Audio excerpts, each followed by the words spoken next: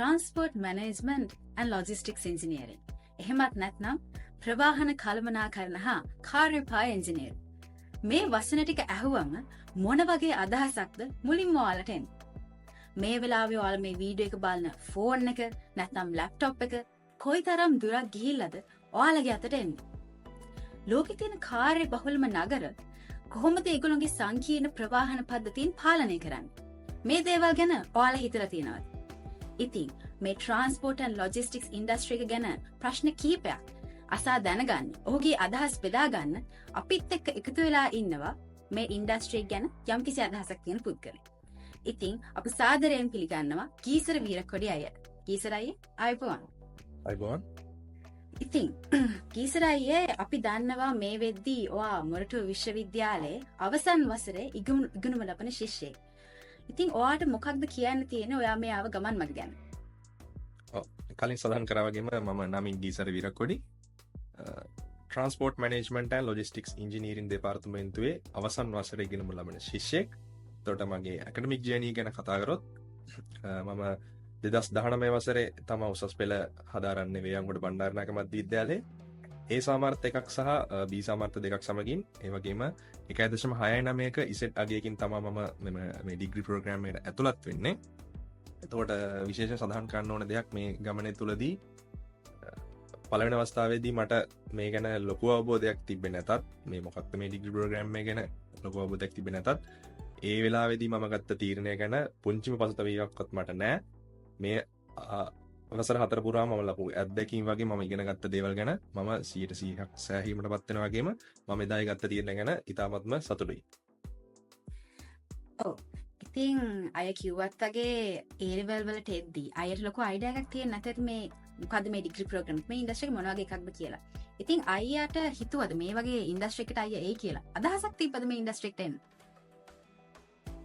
ඇත්තටම කිව්වොත් මට පුංචි අදහසක් පමණයි මම මේ ඩිග්‍රී ප්‍රෝග්‍රෑම් එකට ඇතුළත් වෙද්දී මට තිබුණේ. මොකද ඒ වෙද්දී පවා කියන්නේ මොකද්ද මේ transport management and logistics engineering කියන ශාස්ත්‍රය ඇත්තටම අර සමාජයේ තියෙන පිළිගැනීම තමයි කියන්නේ සමාජයේ තියෙන මතය අදහස තමයි මේ ට්‍රාන්ස්පෝර්ට් කිව්වහම පබ්ලික් ට්‍රාන්ස්පෝර්ටේෂන් පැත්තද ඒ වගේ ඔපචුනිටිස්ද තියෙන මේ ඩිග්‍රී අරගෙන කියන අදහස් තමයි ඇත්තටම මටත් මුල් අදියරේදී තිබ්බේ. හැබැයි මම පස්සේ හොයලා බලද්දී මේ කැම්පස් එකේ අපි මේ ඩිග්‍රී කරපු අක්කලාගෙන් අයියලාගෙන් විස්තර හොයලා බලද්දී වගේම ඒ පාසල්වල ගුරුවරුන්ගෙන් හොයලා බලද්දී විස්තර ඒ වගේම මේ ඩිග්‍රී ප්‍රෝග්‍රෑම් එක ඉවර කරලා ඉන්න ජොබ්ස් වල ඉන්න අපේ අයියලා අක්කලාගෙන් විස්තර හොයලා බලද්දී මේක ඊට හාත්පසින්ම වෙනස්.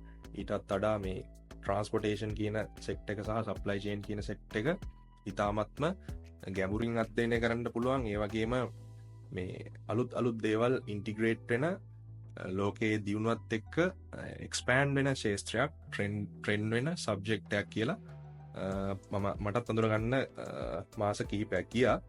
ඉතින් ඒ වගේ මුල්ම අවස්ථාවේදී ලොකු අදහස් තිබෙන්නේ නැතත් මම දැන් මේ වෙද්දි මට ලොකු අවබෝධයක් තියෙනවා මොකක්ද මේ ශාස්ත්‍රය කියලා සහ මොනවද මේකේ තියෙන අපිට වාසි. ඒ වගේම මේකට මේ වගේ ශාස්ත්‍රයක් අපි ඉගෙන ගත්ත යුත්තේ ඇයි කියන එක කාරණා මත අවබෝධයක් තියෙනවා මේ ආපු කාල සීමාව තුළ. අයියා කිව්වත් වගේ අපි ඒ ලෙවල් ඉවර වෙද්දිම මේ ඩිග්‍රී එක ගැන ඉන්ඩස්ට්‍රි ගැන ලොකු අයිඩියා එකක් නැහැ. ඒ වගේ පිරිසක් තමයි අද අපි මේ වීඩියෝ එක නරඹන්නේ අපිත් එක්ක එකතු වෙන්නේ. ඉතින් අයියා මේ ඉන්ඩස්ට්‍රි එක හැසිරෙන විදිය ගැන අපි පොඩි සඳහනක් කරමු. ඔව් ඇත්තටම මේ ඉන්ඩස්ට්‍රි ගත්තාම මූලික අංශ දෙකක් ඔස්සේ අපිට කතා කරන්න පුළුවන්. සප්ලයි චේන් ඇන්ඩ් ලොජිස්ටික්ස් සහ මොබිලිටි සෙක්ටර් එක. ඒතකොට මම මේ අංශ ගැන දලා දහසක් දෙන්නම් වලට කොහොමද මේ ඉන්ඩස්ට්‍රි හැසිරෙන්නේ කියලා. සප්ලයි චේන් ඇන්ඩ් ලොජිස්ටික්ස් කියන කාරණාව ගත්තාම ඇත්තටම මේක අපි එදිනෙදා ජීවිතයේ අත්දකින ශාස්ත්‍රයක්. කියන්නේ මිනිස්සු මේ සමාජයේ මේ ගැන මේ සප්ලයි චේන් කියන ටර්ම් එක ගැන තියෙන නොදැනුවත්කම මිසක් මේක ඇත්තටම අපි එදිනෙදා ජීවිතයේ අත්විඳින දෙයක් මේ අපේ ඉන්න සමාජයේ ඉන්න හැම මිනිහෙක් විසින්. ඉතින් ඒක මම සරල උදාහරණයක් පැහැදිලි කරන අර අපි නිහංස කලින් කිව්වා වගේ අපි මේ දැන් ඉන්න ඇඳුම වේවා අපි පාවිච්චි කරන ෆෝන් එක ටැබ් එක අපි ගෙදර පාවිච්චි කරන සම්බන් කැටයක් වේවා ඒ හැමදේම අපේ මේ අවසාන පාරිභෝගිකය අතර එන්න ක්‍රියාදාමවලියක් තියෙනවා. ඒකට අපි කියනවා يعني මම සරල උදාහරණයක් පැහැදිලි කරොත් අපි හිතමු අපි මේ අදන් ටී-ෂර්ට් එක කියලා. ඒතර මේ ටී-ෂර්ට් එක නිපද වෙන්න නිෂ්පාදකයට අවශ්‍ය වෙනවා යාන්ස්, ත්‍රෙඩ්ස් ඒ වගේ අමුද්‍රව්‍ය රසකින් තමයි මේ ටී-ෂර්ට් එකක් නිෂ්පාදනය වෙන්නේ. එතකොට එතනදී නිෂ්පාදකයා විසින් අමුද්‍රව්‍ය මිලදී ගැනීමක් සිද්ධ කරන්න ඕනේ. අමුද්‍රව්‍ය මිලදී ගනිද්දී වෙළඳපොළ තත්ත්වය ගැන සලකා බලන්න ඕනේ. ඒ කියන්නේ වෙළඳපොළ තියෙන ඉල්ලුම කොහොමද? දැන් අපි උදාහරණයක් ගත්තොත් අවුරුදු කාලෙ වෙද්දී ඇඳුම් වල තියෙන ඉල්ලුම වැඩි, ඒ වගේ කාල සීමාවන් වලදී ඉල්ලුම වෙනස් වෙනවා. ඒතකොට ඒ ඉල්ලුම් තත්ත්වයන් සලකා බලාගෙන තමයි මේ අමුද්‍රව්‍ය මිලදී ගන්න ඕනේ, ගබඩා කරගන්න ඕනේ. එතකොට ඒ කාරණා කිහිපයක් සලකමින් තමයි නිෂ්පාදකයා විසින් අමුද්‍රව්‍ය මිලදී ගන්න ඕනේ. ඒක අපි අපේ මේ ඉන්ඩස්ට්‍රියල් ටර්ම්ස් වලින් කියනවා raw material planning එහෙම නැත්නම් supply and demand planning කියලා අපි කියනවා.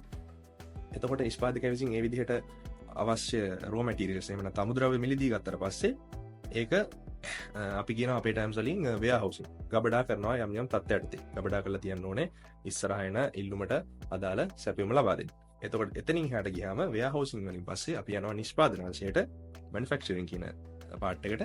manufacture කරද්දිත් අපි බලන්න ඕනේ කොච්චරක් අපි මොන ඩිමාන්ඩ් එකකටද අපි ප්‍රොඩක්ෂන් එකක් සිද්ධ කරන්නේ කියලා.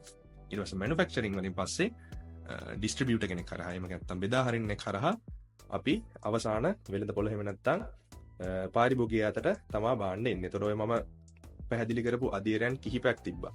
ඒ අධීරයන් කිහිපයකින් සමන්විත වෙච්ච ප්‍රවාහනයත් හා බැඳිච්ච කාරණාවක් තමයි මේ supply chain and logistics කියලා කියන්නේ අපි සරලව පැහැදිලි කරොත්. ඊට පස්සේ මම කිව්ව අංශය තමයි mobility sector එක. ඒතකොට mobility sector කියන්නේ මොකක්ද? යම් කිසි එක ස්ථානයක සිට තවත් ස්ථානයකට භාණ්ඩ හෝ මගී ප්‍රවාහනය. එතකොට ඒකෙදී සරලවම අපි එදිනදා ජීවිතයේ අත්විඳින බස්, ට්‍රේන්, ඒ වගේම අපි ගත්තොත් cruise ships, ඒ වගේම flights, ඒ වගේ විවිධ වූ ප්‍රවාහන මාධ්‍යයන් කියන කාරණාව ඇතුළත් වෙන්නේ මේ මොබිලිටි සෙක්ටර්. ඒක සරලව අපි කිව්වට ඒක ප්‍රවාහනය කියලා. මේක තීරය පිටිපස්සේ මේකෙත් අර සප්ලයි චේන් සෙක්ටර් එක වගේම ඉතා පුළුල් ශේෂ්ත්‍රයක්, ඉතා ගැඹුරින් අධ්‍යයනය කරන්න ඕන ශේෂ්ත්‍රයක්. එතකොට ඒකෙදී මම විශේෂ සඳහන් ගන්න ඕනේ මොබිලිටි සෙක්ටර් එක ගත්තාම මේ අලුත් වෙන තාක්ෂණයත් එක්ක විවිධ වූ දේවල් නිපැයුම් වෙනවා. උදාහරණ විදිහට autonomous vehicles, එතකොට green transportations කියන concepts වල තියෙනවා දැන් ලෝකේ. ඒ වගේම තව concepts තියෙනවා mobility as a service කියලා අපි නිතර දකින්න Uber Pick Me වගේ දේවලුත් මේ mobility sector එකට තමයි අයිති වෙන්නේ. එතකොට මේ මෑත කාලේදී ගවර්න්මන්ට් එක විසින් ඉනිෂියේට් කරන්න හදුවා carpooling, car sharing වගේ concepts. ඒවත් mobility sector එකට අයිති වෙන්නේ. ඊට අමතරව අපි ඊට එහාට ගියාම smart cities, intelligent transport system, ඒ කියන්නේ smart parking system, smart fleet management, ඒ වගේම අපි highways වල දකින ETC කියන්නේ අපි electronic toll collection, ඒ වගේ දේවලුත් මේ mobility sector එකට තමයි අයිති වෙන්නේ. එතකොට අර ප්‍රවාහනය කියන කාරණාව ගත්තාම ඒක සරලව අපි කතා කරත් එදිනදා ජීවිතේ ඊට වඩා ගැඹුරින් අධ්‍යයනය කරන්න ඕනේ. මිනිසුන්ට මේ අවශ්‍ය සේවාවන් සහ පහසුකම් සපයන්න ගැඹුරින් අධ්‍යයනය කළු ශේෂ්ත්‍රයක් වගේම ඉතාම පුළුල් ශේෂ්ත්‍රයක් කියලා කියන්න පුළුවන් මේ මොබිලිටි සෙක්ටර් එකත්. ඔව් අයියා, දැන් මේ විදිහට පැහැදිලි කරගෙන යද්දී අපිට තේරෙනවා ඉතාම පුළුල් පරාසයක් සහිත ශේෂ්ත්‍රයක් තමයි මේ supply chain and mobility කියලා කියන්නේ. ඉතින් මේ ශේෂ්ත්‍රයේ තියෙන job opportunities ගැන පොඩි අදහසක් දක්වමු. ඔව්. එතකොට මේ ශේෂ්ත්‍රයේ තියෙන job opportunities ගැන කියන්න කලින් මම විශේෂයෙන් සඳහන් කරන්න ඕනේ මේ ශේෂ්ත්‍රයේ විශාල රැකියා ප්‍රමාණයක් නිර්මාණය වෙලා තියෙනවා සහ නිර්මාණය වෙමින් පවතිනවා. ඒ වගේම සඳහන් කරන්න ඕනේ මොනම වෙලාවකත් job opportunities නැතිවෙන්නේ නැති ඉන්ඩස්ට්‍රියක් කියලා මේ supply chain and mobility sector කියන්නේ. ඒකයි කියලා මම ඉස්සරහදී පැහැදිලි කරන්නම්. මම පළමුව පැහැදිලි කරන්නම් මොනවද තියෙන job opportunities කියලා වලට. මේකෙදි ගත්තාම මම අර කලින් පැහැදිලි කරා වගේ අංශ ඔස්සේ වෙන වෙනම යන්න. supply chain and logistics කියන sector එක ගත්තාම ඒකෙදි මම අර කලින් පැහැදිලි කරපු උදාහරණයත් එක්ක අපි ගමු කෙලින්ම ප්ලෑනින් කියන ප්‍රොසීඩියර් කියන්නේ කොච්චර raw materials ගෙන්නන්නද ඒ වගේ ඒ අධීරයේදී රැකියා විශාල ප්‍රමාණයක් නිර්මාණය වෙනවා. demand planning, supply planning, analysis job roles, ඒ වගේ මෙතනින් එහාට ආවට පස්සේ අපි කිව්වේ අමුද්‍රව්‍ය මිලදී ගැනීමේ අධීර. එතනදී අපි කියනවා sourcing කියලා අපේ terms වලින්, purchasing and procurement, ඒ වගේ අවස්ථාවලදී රැකියා විශාල ප්‍රමාණයක් බිහි වෙනවා. එතනින් එහාට ආවට පස්සේ warehousing, එතකොට ඔය warehousing වල operations කිරීම සඳහා රැකියා විශාල ප්‍රමාණයක් බිහි වෙනවා. එතනින් එහාට ගියාට පස්සේ අපි ගත්තාම logistics. ඒතර logistics වලත් අපි අංශ දෙකක් ඔස්සේ අපිට කතා කරන්න පුළුවන්. maritime logistics and aviation logistics කියලා. එතකොට aviation logistics ගත්තාම අපි aviation logistics වලදී මේ flight fly කරන්න ඕනේ route තියෙනවා. එතකොට ඒ route planning, network analysis, එතකොට ඔයාලා airports වල දකින air traffic controlling tower එක තියෙන. එතකොට air traffic controller කියන job role එක පවා අපිට කරන්න පුළුවන් මේ ඩිග්‍රී කරලා. ඊට අමතරව ගත්තාම airport operations planning, ground handling, logistic planning, ඒ වගේ දේවල් ගැන කතා කරන්න පුළුවන් aviation logistics වලදී. එතනින් හට ගියහම මැරිටයිම් ලොජිස්ටික්ස් ගත්තහම ඇත්තට මැරිටයිම් කිව්වහම හැමෝගෙම ඔලුවට එන්නේ එයාපෝට් ඒවියේෂන් කිව්වහම එයාපෝට් එක වගේ මැරිටයිම් කිව්වහම හාබ් එක වරාය. ඒතර වරායන් තුල ටර්මිනල්ස් තියෙනවා පර්යන්තයන්. ඒ පර්යන්තයන් තුල යාඩ් ප්ලෑනින්, වෙසල්ස් ප්ලෑනින්, ඔපරේෂන්ස්, ඒතර ලොජිස්ටික් ප්ලෑනින්, රූට් ප්ලෑනින් ඔය එකීමකී නොකී රැකියා විශාල ප්‍රමාණයක් බිහි වෙනවා ඒවියේෂන් ඇන්ඩ් මැරිටයිම් ලොජිස්ටික්ස් ගත්තාම. ඒතර ඒකට තව ඇඩ් කරන්න ඕන දෙයක් තමයි මේ ලොජිස්ටික්ස් කියන කතාවේදී සම්බන්ධන තව පාර්ශවයක් තමයි ෆ්‍රේට් ෆෝවර්ඩින් කම්පැනිස්.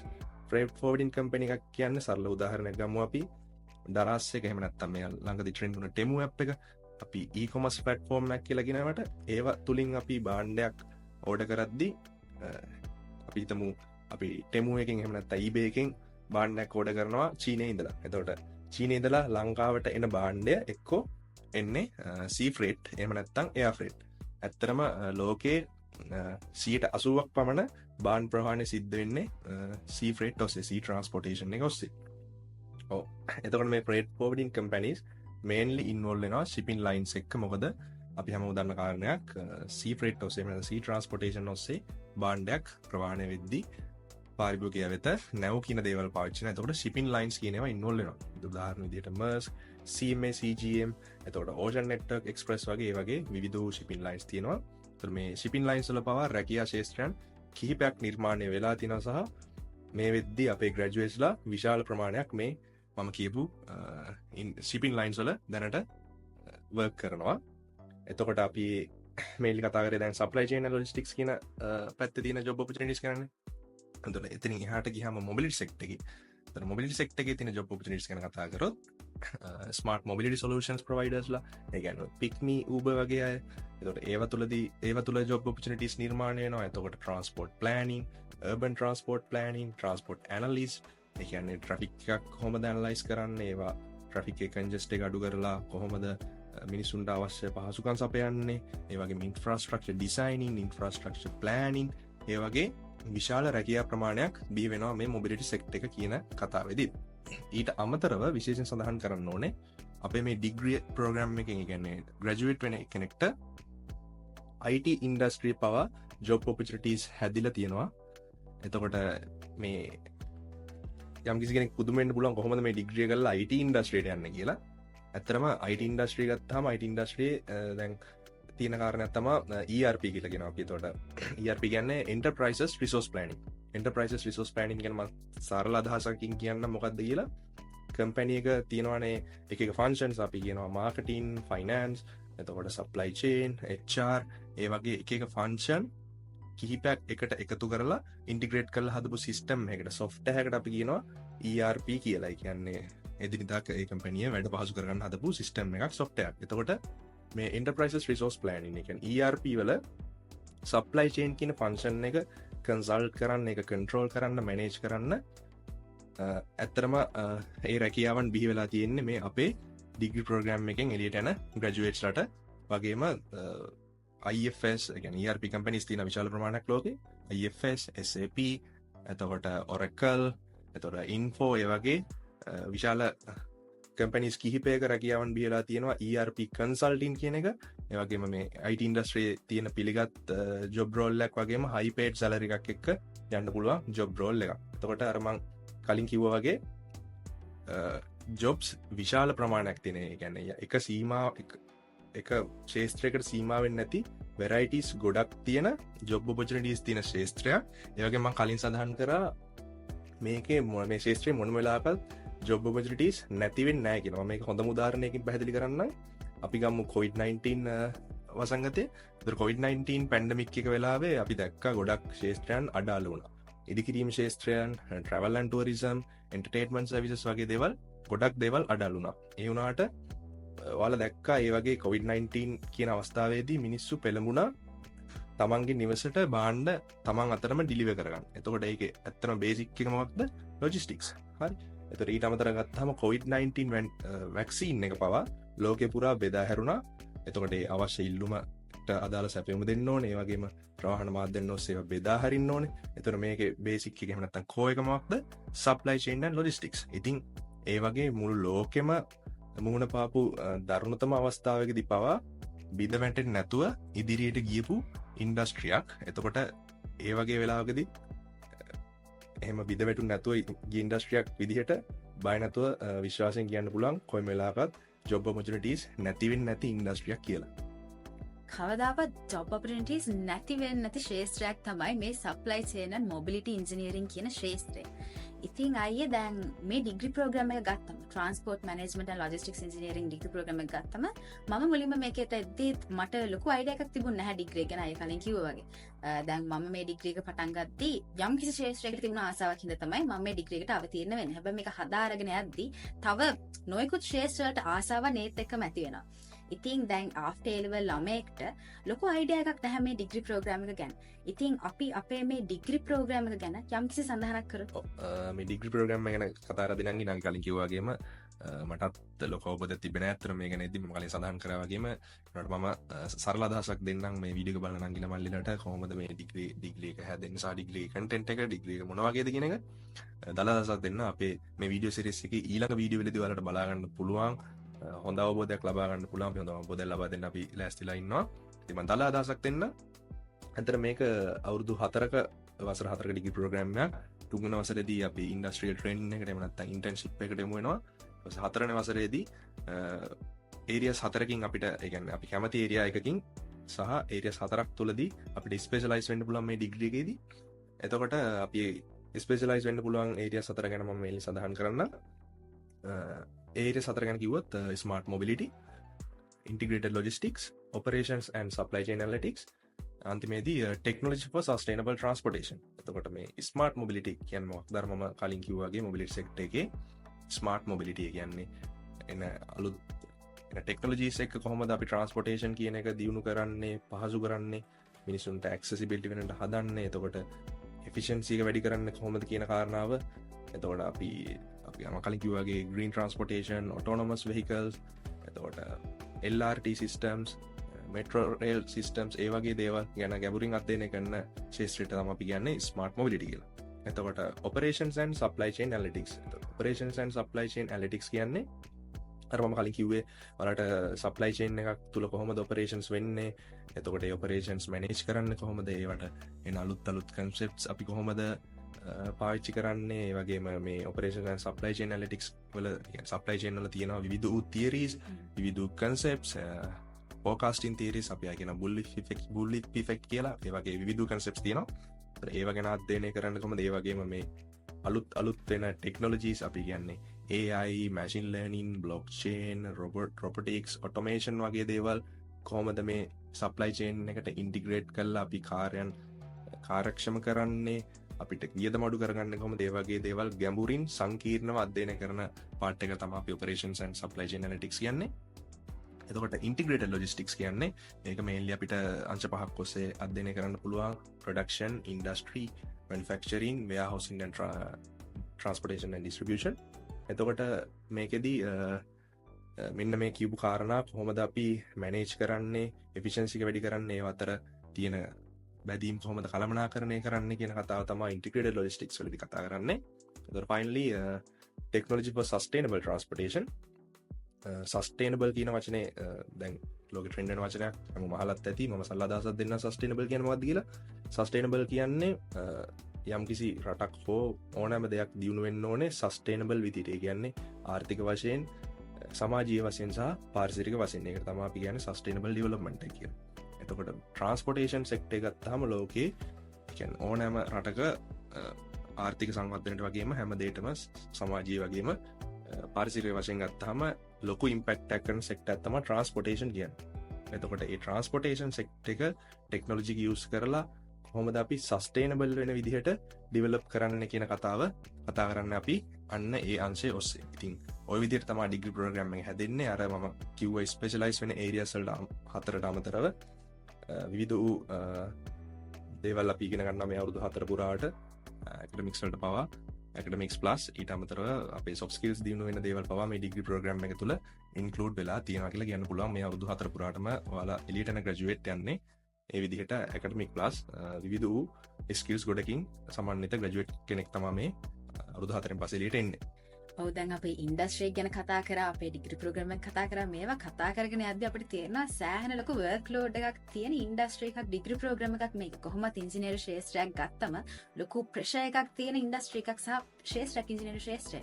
ඉතින් අයියේ හැබැයි අපි දැකලා තියෙනවා දැන් අයියේ ගත්තම අපේ ඩිපාර්ට්මන්ට් එකේ Society of Transport and Logistics වල ප්‍රෙසිඩන්ට්. ඒ වගේම තව අනිත් ක්ලබ්ස් වල අයියා වැඩ කරනවා අපි දැකලා තියෙනවා. එතකොට තව ඉවෙන්ට්ස් බැලන්ස් කරනවා අපි දැකලා තියෙනවා. ඉතින් ඔයාගේ ඇකඩමික්ස් එක්ක මේ එක්ස්ට්‍රා කරිකියුලර් ඇක්ටිවිටීස් මේ සෝෂල් වර්ක්ස් කොහොමද බැලන්ස් කරගන්නේ? ඔව් ඇත්තටම මංගේ මේ ඉස්සෙල්ලම පළවෙනිම විශේෂ සඳහන් කරන්න ඕනේ මම යුනිවර්සිටි ලයිෆ් එකේ බාහිර දේවල් ඇකඩමික්ස් එක්ක එක්ස්ට්‍රා කරිකියුලර් ඇක්ටිවිටීස් කරනවා වගේම පාසලේදීත් මම ඔය වගේ සංගම් වල සභාපතිකම් දරුවා ඒ වගේම විවිධ ඉවෙන්ට්ස් වල සහභාගී වුණා ස්පෝර්ට්ස් කරා. ඉතින් එතනදි ලැබුණු දේ ගැනත් මම ඇත්තටම ස්තුතිවන්ත වෙනවා සහ එතනදි ලැබුණු දෙයින් මට මේ යුනිවර්සිටි ලයිෆ් එකට ආවට පස්සේ ඒක මට බැලන්ස් කරගන්න ලොකු උදව්වක් වුණා. යුනිවර්සිටි ලයිෆ් එකේදී ඔය එක්ස්ට්‍රා කරිකියුලර් ඇක්ටිවිටීස් ගැන කතා කරොත් කොහොමද බැලන්ස් කරගන්න ඇකඩමික් ප්ලස් ඒවත් එක්ක බැලන්ස් කරගන්න කොහොමද කියලා මම පොඩි අවබෝධයක් දෙන්න මම කොහොමද බැලන්ස් කරගත්තේ කියන එක. එතකොට ඒකෙදි කියන්න ඕනේ ඇත්තටම අපේ මේ දෙපාර්තමේන්තුවේ ඉන්න ආචාර්ය මණ්ඩලය අපිට මාරම සහයෝගී. ඒ කියන්නේ මාරම සපෝටිව් අපිට අපේ ඉගෙනීම් කටයුතු කරගෙන යන්න වගේම අපිට එක්ස්ට්‍රා කරිකියුලර් ඇක්ටිවිටීස් ගන්න උනන්දු කරනවා. ෆස්ට් ඉයර් එකේ ඉඳන්ම අපි එක්ස්ට්‍රා කරිකියුලර් ඇක්ටිවිටීස් කරන්න උනන්දු කරනවා. මොකද ඇත්තටම ඉන්ඩස්ට්‍රි එකට යද්දී එහෙමත් නැත්නම් ග්‍රැජුවේට් කෙනෙක්ට තියෙන්න ඕන ඇකඩමික්ස් ක්වොලිෆිකේෂන් විතරක් නෙමේ ඒ වගේම සොෆ්ට් ස්කිල්ස් කියන දේවල්. ඒ කියන්නේ අපි කියන්නේ ටයිම් මැනේජ්මන්ට්, අපි ඩිසිෂන් එකක් මේක කරන්න කොහොමද, හරි තීරණ ගන්න කොහොමද, ක්‍රිටිකලි තින්ක් කරන්න කොහොමද, එතකොට අපි දෙයක් ඇනලයිස් කරන්න කොහොමද, ටීම් එකක් එක්ක වර්ක් කරන්න කොහොමද, පීපල් මැනේජ්මන්ට් ඒ වගේ අපි ඒ වගේ දියුණු වෙන්න ඕනේ සොෆ්ට් ස්කිල්ස් පවා අපේ මේ ඩිග්‍රී ප්‍රෝග්‍රෑම් එක තුලින් ඒ වගේම අපේ ඩිපාර්ට්මන්ට් එකෙන් විවිධ වූ ප්‍රෝග්‍රෑම්ස් ඔස්සේ අපිට ඔෆර් කරනවා කියලා මට විශ්වාසයෙන් කියන්න පුළුවන්. මම උදාහරණත් එක්කම කියන්නම්. ඇත්තටම මේ අපේ ඩිග්‍රී ප්‍රෝග්‍රෑම් එකේ මම ආසම දෙයක් තමයි අපි හැමෝම බයනතුව කියන්න පුළුවන් මේ අවුරුදු 20 පුරාවටම අවුට්වෙච්ච බැජස් හැම එකක්ම අනිවාර්යෙන් ඒක තහවුරු කරයි OBT ප්‍රෝග්‍රෑම් එක. අපි කියන අවුට්බවුන්ඩ් ට්‍රේනින් කියලා. මේ අවුට්බවුන්ඩ් ට්‍රේනින් කියන්නේ අපේ බැජස් වල ඉන්න ළමයිව කිතුල්ගල එක්කන් ගිහිල්ලා වෝටර් රාෆ්ටින් ඇක්ටිවිටීස්, එතකොට වෝටර් ස්ලයිඩින්, වෝටර් ජම්පින්ස්, ඒ වගේ ෆන් ඇක්ටිවිටීස් එක්ක යන ප්‍රෝග්‍රෑම් එකක් තමයි මේ OBT කියලා කියන්නේ අවුට්බවුන්ඩ් ට්‍රේනින්. ඒතර මේ අවුට්බවුන්ඩ් ට්‍රේනින් එකේදී අර මම දැන් කිව්වම ඔයාලට ඒක පාට වලට එන්න ෆන් ඇක්ටිවිටීස් යන ප්‍රෝග්‍රෑම් එකක්. හැබැයි ඒක තුලින් නිර්මාණය වෙනවා. ඒ කියන්නේ සොෆ්ට් ස්කිල්ස් කියන ඒවා ඒ ළමයින්ගේ අපේ සොෆ්ට් ස්කිල්ස් කියන ඒවා දියුණු වෙනවා. ඒ කියන්නේ කොහොමද ටීම් එකක් එක්ක වර්ක් කරන්නේ, people management, අපි රිස්ක් එකක් කොහොමද මැනේජ් කරගන්නේ, අපේ decision making skills වගේ දේවල් විශාල වශයෙන් improve වෙනවා ළමයෙක්ගේ මේ කරන activities එක්ක. ඒක ළමයාට ඒක offer කරන්නේ boring වෙන්නේ නැති වෙන විදිහට, එයාට entertain interest වෙන විදිහට සහ එයාට funly ඒක විනෝදයෙන් කරගෙන යන ගමන් එයාගේ soft skills පැත්ත දියුණු වෙන විදිහට තමයි මේ හැම වැඩක්ම balance කරලා තියෙන්නේ ඩිපාර්ට්මන්ට් එකෙන් offer කරලා තියෙන්නේ. ඒතර ඊට අමතරව ගත්තාම ඉංග්ලිෂ් ඉමර්ෂන් කැම්ප්ස් ඕගනයිස් කරනවා අපේ ඩිපාර්ට්මන්ට් එකේ. කියන්නේ ළමයින්ගේ ඉංග්ලිෂ් දැනුම දියුණු කරන්න. ඒකත් අර සාම්ප්‍රදායික විදිහට නැතුව ඇසයින්මන්ට් එකක් කරලා සබ්මිට් කරන්න එහෙම නෙමෙයි, ඩ්‍රාමාස් වලින් ඒතර සින්දු කියලා එහෙම විවිධ වූ ඇත්තටම අර එහෙන ලෙෂර්ලි එහෙන නිදහසේ කරන්න පුළුවන් ඇක්ටිවිටීස් කිහිපයක් සමන්විත ප්‍රෝග්‍රෑම් එකක් කියලා කියන්න පුළුවන් ඉංග්ලිෂ් ඉමර්ෂන් කැම්ප් එක. ඔව් අයියේ දැන් ඉමර්ෂන් කැම්ප් එක ෆස්ට් එකේ තියෙන්නේ. ඒතකොට දැන් මමත් ෆස්ට් ඉයර් ග්‍රැජුවේට් කෙනෙක්. ඉමර්ෂන් කැම්ප් එක ලොකු අවස්ථාවක් වුණා අපිට බැජ් එකක් විදියට හැමෝම දැන අඳුන ගන්න, හැමෝත් එක්කම වැඩ කරන්න, ඒ වගේ එක්ස්පෝෂර් එකක් ලබා ගන්න. ඒතර ෆස්ට් ඉයර් එකේම මේ වගේ දෙයක් ඕගනයිස් කරන එක ඇත්තටම ගොඩක් වටිනවා. අනිවාර්යෙන්ම වටිනවා. මොකද ඇත්තටම අර නංගි වගේ ෆස්ට් ඉයර් එකේ ඔයාලා ඒ ප්‍රෝග්‍රෑම් එකේදී තමා ගොඩක්ම අර ළමයි අඳුනගත්තා කියලා කිව්වා. ඒක තමයි මම අර කිව්වේ ටීම් වර්ක්. හරි. ඒතර විවිධ ප්‍රදේශයන් වල ළමයි ඉන්න. ඒතකොට අර පොඩ්ඩක් ඇත්තටම අලුතෙන් ආපුවම පොඩ්ඩක් ළමයි ලැජ්ජයි එකතු වෙන්න. ඒතර ළමයින්ට ඒක ටිකක් සමහර ළමයි ඉන්නවා එක එක තරහතිරම් මට්ටමේ පර්සනැලිටිස් වෙනස්. ඒතර ඒ වගේ එක එක ප්‍රෝග්‍රෑම්ස් මගින් ඇත්තටම වෙන්නේ ළමයින්ව එකට එකතු කරලා කොහොමද ටීම් එකක් විදියට වැඩ කරන්නේ. ඒ කියන්නේ ඇත්තටම තියෙන්න ඕන දෙයක් මේ සමාජය තුළ බිහි වෙන්න ඕන දෙයක් ටීම් වර්ක් එක. හොඳ ටීම් එකක් විදියට එකතු වෙලා වැඩ කරොත් තමයි අපිට හොඳ අවුට්පුට් එකක් ගන්න පුළුවන්. ඒතර ඒක අපි එක්ස්ට්‍රා කරිකියුලර් දෙයක් හෝ එහෙම නැත්නම් අධ්‍යාපනික කරුණකදී පවා ටීම් එකක් විදියට වැඩ කළා කරොත් තමයි අපිට ඒක හොඳ ලස්සන අවුට්පුට් එකක් ගන්න පුළුවන්. ඒතර ඇත්තටම මේක ළඟි සඳහන් කිව්වා වගේම මේ ෆස්ට් ඉයර් එක තුලදීම ඒ වගේ දේවල් ඒ වගේ අත්දැකීම් ලබා දීම අනිවාර්යයෙන්ම වැදගත්. අනිවාර්යයෙන්ම ලැබිය යුතු දේවල් කියලා හිතනවා. ඒ ලැබිය යුතු දේවල් අපිට ලැබුණා කියලා කියන්න පුළුවන් බය නැතුව අපේ ඩිපාර්ට්මන්ට් එක තුලින් ඔෆර් කරපු හින්දා. ඔව් දැන් අපි කැම්පස් එකේ වැඩ කරගෙන යද්දී මොන ක්ලබ් එකට ගියත් මොන සොසයිටි එකට ගියත් අනිවාර්යෙන් TMLE අන්ඩර්ග්‍රැජුවේට් කෙනෙක් මුණ ගැසෙනවා. ඉතින් මේ වගේ අවස්ථාවන් සලසලා දීලා තියෙනවා ලොකු සපෝට් එකක් හම්බෙන අපේ ඩිපාර්ට්මන්ට් එකකින් මේ වගේ සංගම් වලට යන්න, ඉවෙන්ට්ස් ඕගනයිස් කරන්න, ඉවෙන්ට්ස් වලට පාටිසිපේට් කරන්න. ඉතින් අපි මේ ගැන පොඩි සඳහනක් කරමු. ඔව්. ඇත්තටම කියන්න ඕන නම් මේ ඒ වගේ අර ඩිපාර්ට්මන්ට් එකෙන් ලොකු සහයෝගයක් දෙනවා. මේ වෙන එක්ස්ට්‍රා කරිකුලර් ඇක්ටිවිටීස් වලට ලොකු උනන්දුවක් ඇති කරන ළමයින්ව කරන්න අර ඇත්තට මම කිව්වා වගේ එහෙම කරන්නේ මේ එලියට එන ග්‍රැජුවේට් ඇකඩමික් ක්වොලිෆිකේෂන් විතරක් තිබිලාමදී සොෆ්ට් ස්කිල්ස් කියන ඒවා දිනවන්න ඕනේ. ඒ හින්දා තමයි ඩිපාර්ට්මන්ට් එකේ මේ වගේ දේවල් වලට උනන්දු කරවන්නේ. ඉතින් අපි ගත්තොත් ඩිපාර්ට්මන්ට් එක ඇතුලේ තියෙන ශිෂ්‍ය සංගමය අපි කියනවා Society of Transport and Logistics STL කියලා නාමයෙන් මම ඉස්සරහට කතා කරගෙන යන්න. STL ප්‍රෙසිඩන්ට් විදියට මට කියන්න පුළුවන් අපි විවිධ ඉවෙන්ට්ස් ඕගනයිස් කරනවා. ඒක ෆන් ඇක්ටිවිටීස් වෙන්න පුළුවන්. ඒ වගේම කැරියර් ලයිෆ් එක ඩෙවලොප් වෙන ඇක්ටිවිටීස් වෙන්න පුළුවන්. උදාහරණ විදියට අපි ඇනුවලි කොන්සර්ට් එකක් කරනවා අපේ ඩිපාර්ට්මන්ට් එකේ ළමයින්ගේ ටැලන්ට් ෂෝකේස් කරන්න.